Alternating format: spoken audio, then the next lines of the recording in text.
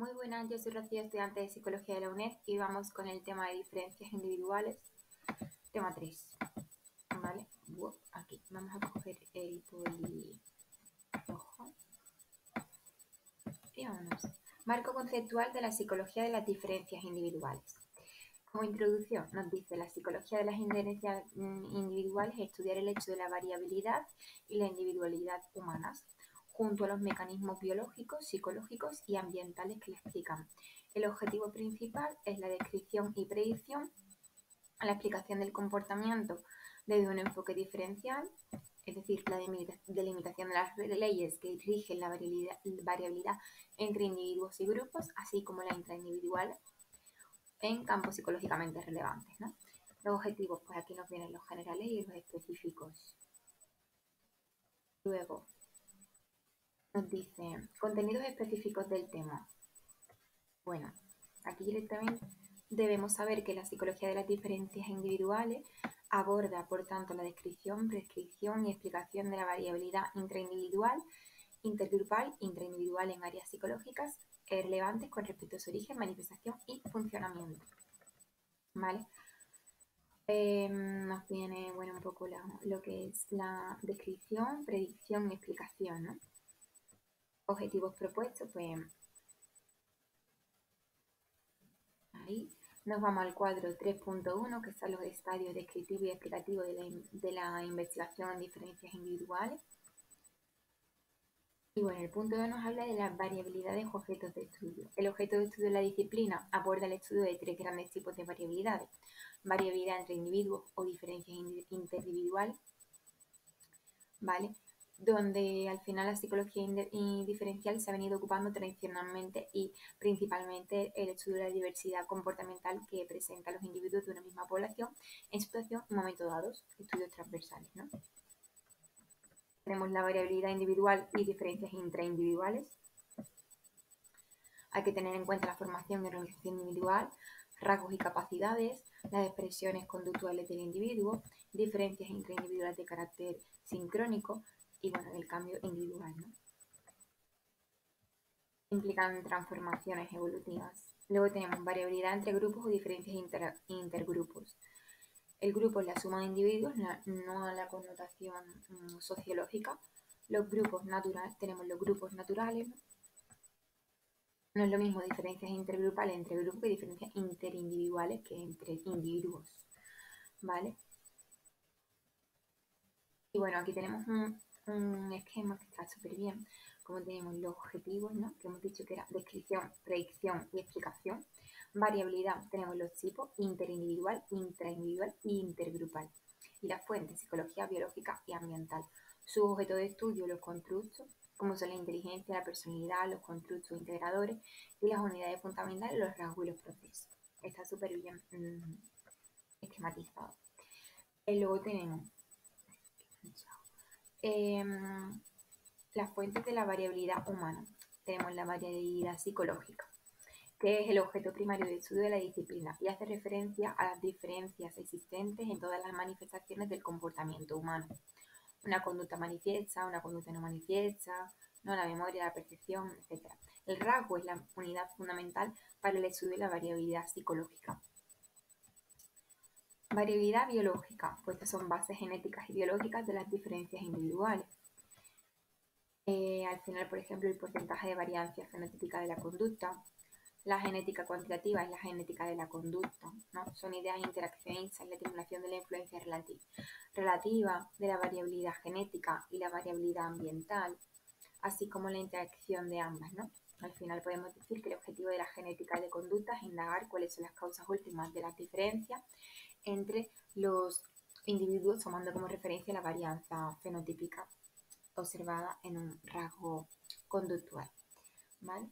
Luego tenemos que es la inteligencia, que es el modelo de la eficiencia neural, y la personalidad es la dimensión extraversión-introversión en el área basal cortical y el sistema reticular ascendente cerebral y el neuroticismo en el sistema límbico. Luego tenemos la variabilidad situacional y cultural.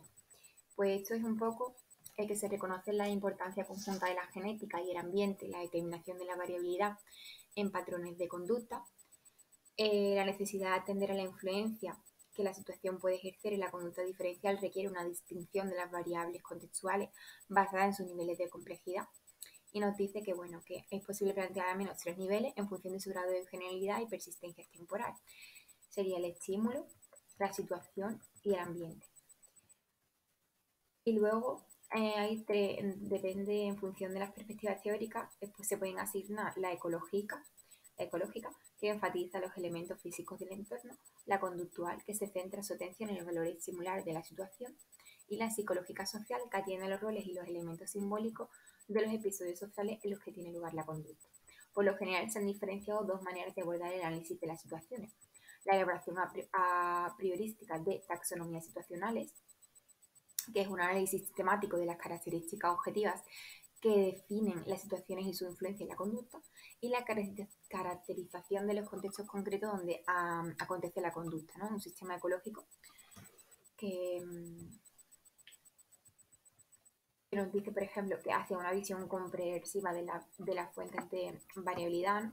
Y nos dice que, según Cánovas, la psicología de las diferencias individuales no es determinista, sino azarosa, ¿vale?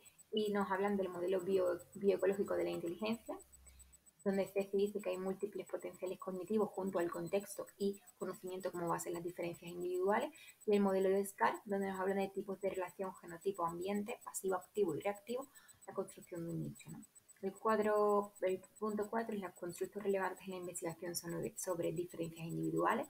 Nos hablan de la pasiva, activa y reactiva, ¿no? Nos dicen la pasiva: padres e hijos comparten los genes y el ambiente.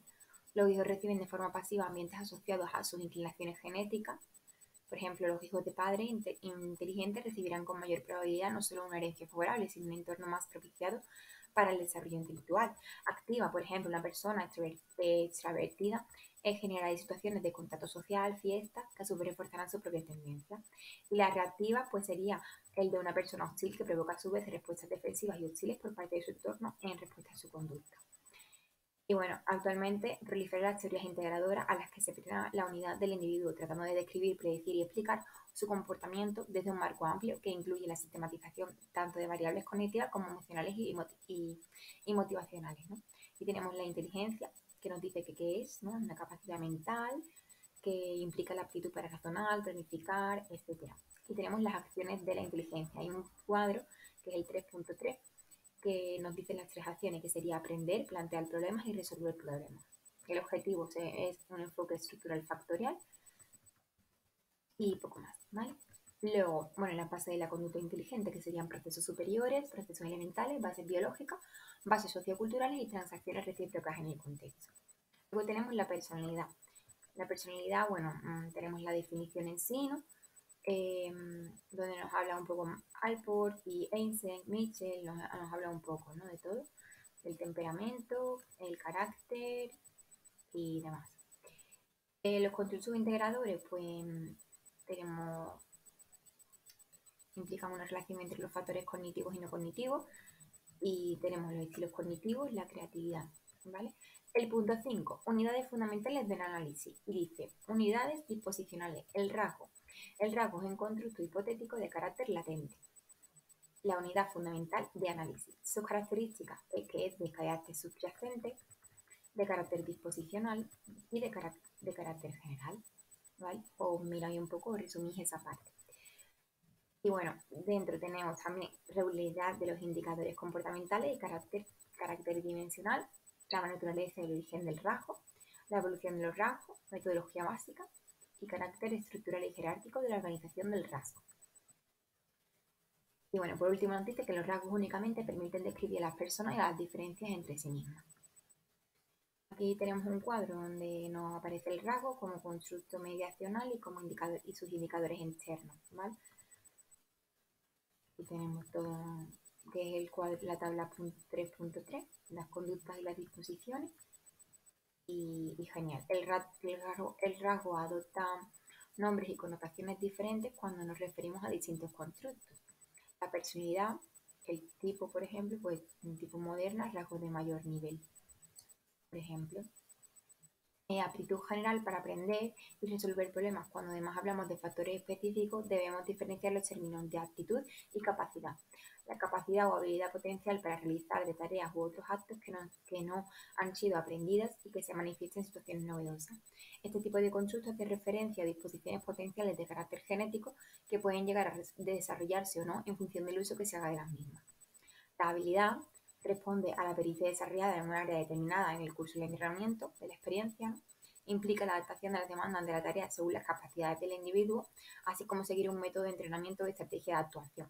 Las estrategias se anticipan a la situación y persiguen un objetivo futuro. La habilidad también consiste en saber elegir y llevar a cabo las estrategias que son más eficientes. Y bueno, la estrategia nos dice que son cadenas o programas de actuación que se anticipan desde una situación concreta y que persiguen un objetivo futuro. Unidades procesuales. Bueno, al final aquí nos habla un poco Michel Isoda y tenemos un cuadro donde podemos ver la inteligencia y la personalidad, ¿vale?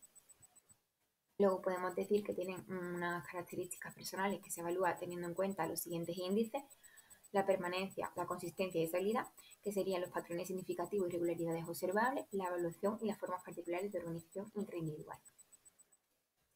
Aquí tenemos un cuadro que está súper bien y bueno, y el 6, ¿vale? No entra. Y hasta yo os puedo decir de ese tema. Espero que os haya servido como de repaso o de inicio de lectura del tema. Yo voy a descansar ya y nos vemos en el siguiente. Un beso.